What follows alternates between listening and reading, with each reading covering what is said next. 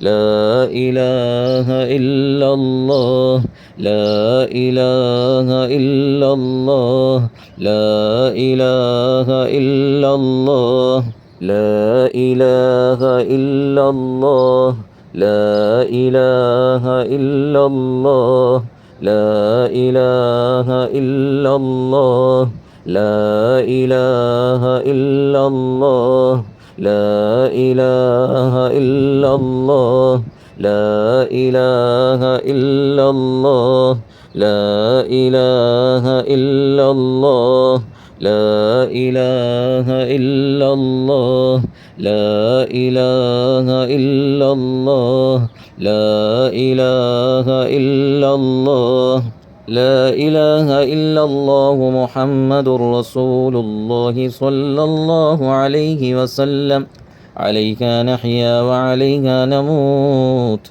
وعليها نبعث إن شاء الله بسم الله الرحمن الرحيم إن الله وملائكته يصلون على النبي يا أيها الذين آمنوا صلوا عليه وسلموا تسليما اللهم صل وسلم وزد وبارك عليه مولاي صل وسلم دائما أبدا على حبيبك خير الخلق كلهم يا أكرم الخلق ما لمن ألوذ به سواك عند حلول للحديث العميم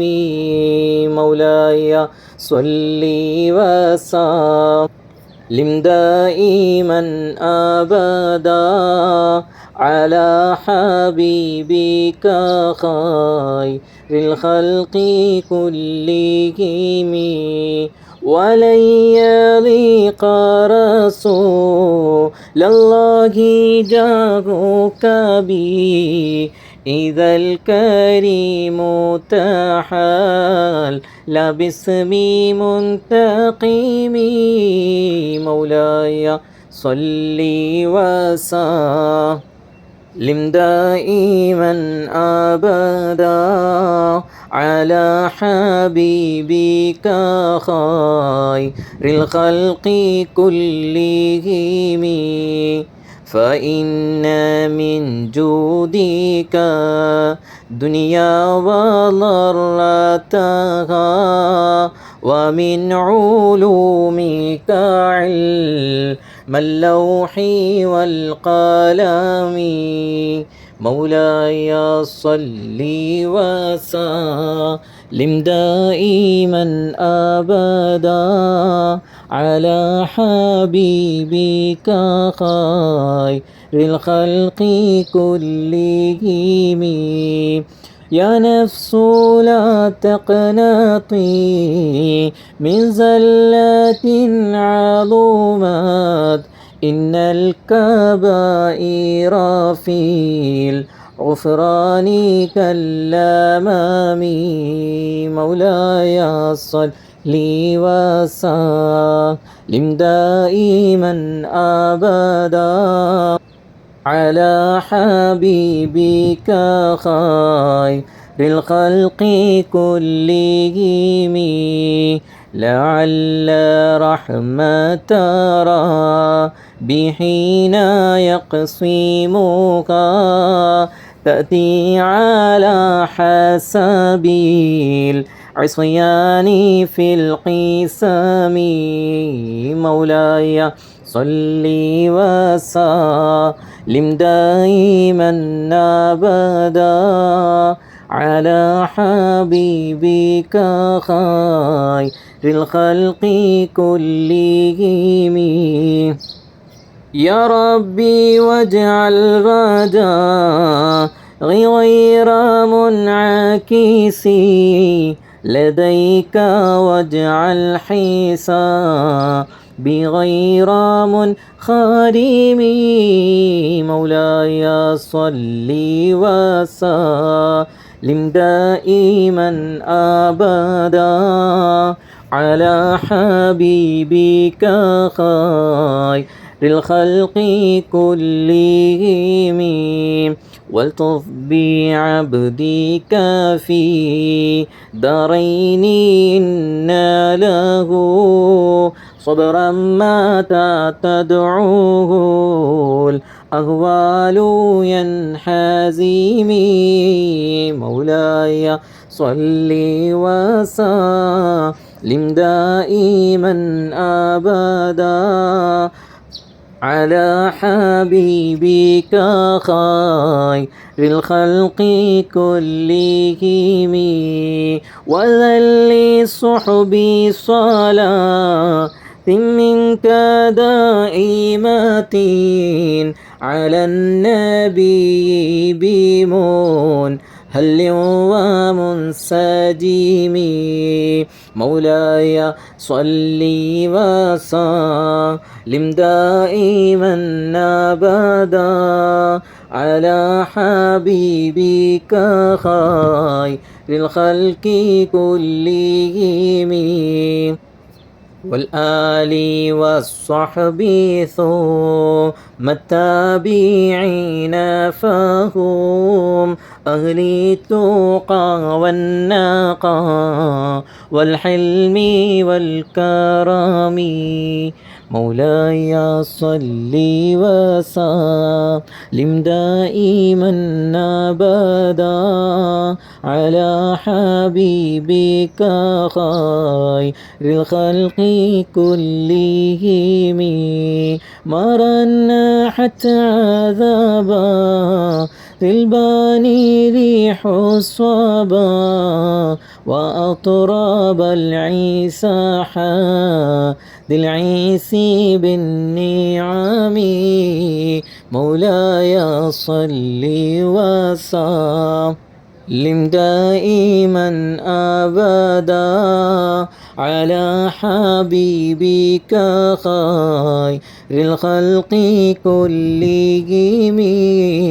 ثم الرضا عن نبي بكر وعن عمر وعن علي وعن عثمان ذي الكرم مولاي صل وسلم دائما أبدا على حبيبك خير الخلق كلهم سعد سعيد زبير طلحة وأبي عبيدة وابن عوف عشير الكرم مولاي صل وسلم دائما أبدا على حبيبك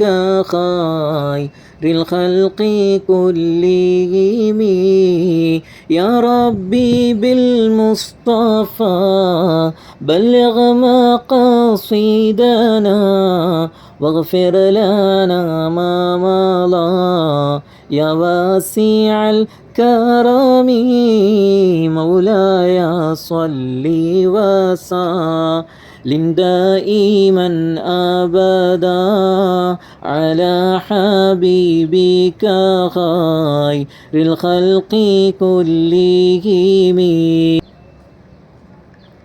الحمد لله رب العالمين حمدا يوافي نعمه ويكافئ مزيدا اللهم صل على سيدنا محمد وعلى آل سيدنا ومولانا محمد റഹ്മാനും റഹീമുമായ മലിക്കുൽ ജബ്ബാറായ മലിക്കുൽ മുലൂക്കായ രാജസയ്യിദായ അല്ലാഹ് പരിശുദ്ധ മദീന മുനവ്വറയിൽ ഹബീബുൽ വറാ മുഹമ്മദുർ റസൂലുള്ളാഹി സ്വല്ലല്ലാഹു അലൈഹി വസല്ലമ തങ്ങളുടെ തിരുഹദറത്തിൽ വെച്ചുള്ള ഈ മജ്ലിസ് നീ സ്വീകരിക്കണേ അല്ലാഹ്. പടച്ചവനെ, ഞങ്ങളിൽ നിന്നും വിട പറഞ്ഞു പോയ മർഹൂമ റസിയ ഉമ്മ നവ്വറല്ലാഹു മർഖദഹ മഹദി അവറുകളുടെ ഖബറിലേക്ക് ഞങ്ങൾ ചൊല്ലിയ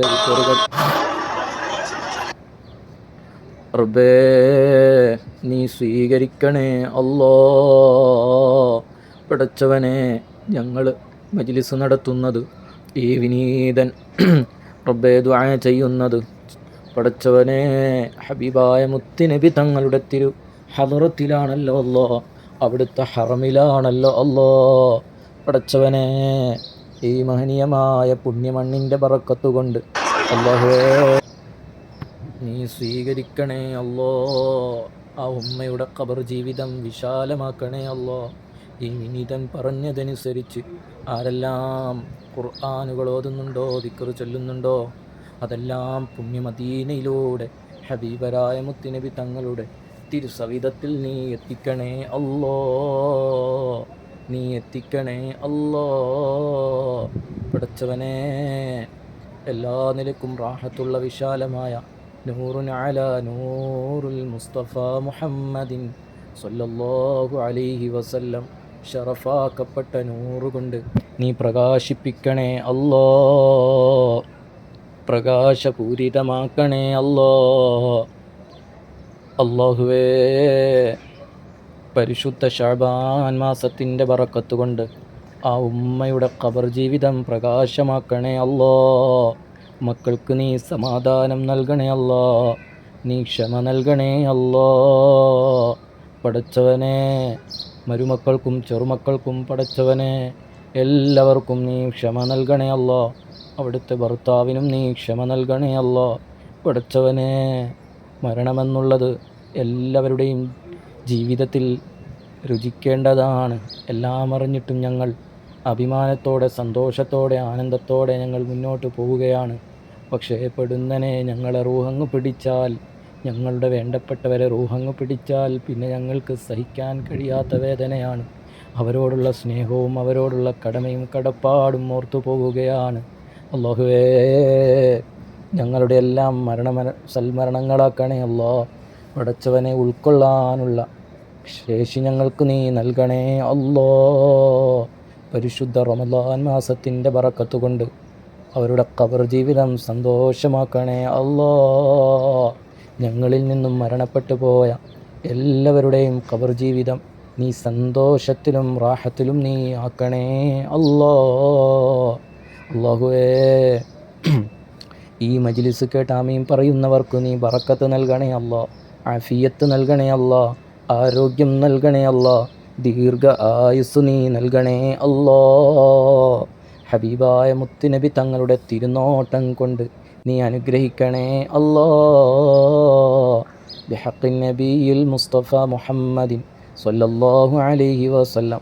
പടച്ചവനെ, ഞങ്ങളുടെ മഹത്തായ സ്വലാത്തിൻ്റെ കുടുംബം അഹ്ബാബിൽ മുസ്തഫ മുഹമ്മദിൻ സല്ലല്ലാഹു അലൈഹി വസല്ലം, ഈ മഹത്തായ കുടുംബത്തിന് നീ ബറക്കത്ത് നൽകണേ അല്ലാ.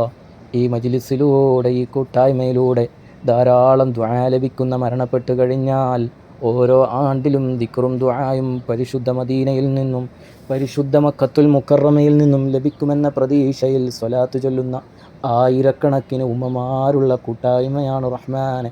പ്രതിമാസം ഹബീബായ മുത്തുനബി തങ്ങളുടെ മേലിൽ ഓരോ ദിവസവും സ്വലാത്ത് ചൊല്ലി റബ്ബേ പ്രതിമാസം 5000 ചുരുങ്ങിയത് തന്നുകൊണ്ട്, ഒരുപാട് സ്വലാത്തുകൾ കൂടുതൽ തന്നുകൊണ്ട്, പരിശുദ്ധ മദീനയിലേക്ക് തന്നുകൊണ്ട് റബ്ബേ സന്തോഷത്തോടെ കാത്തിരിക്കുന്നവരാണ്.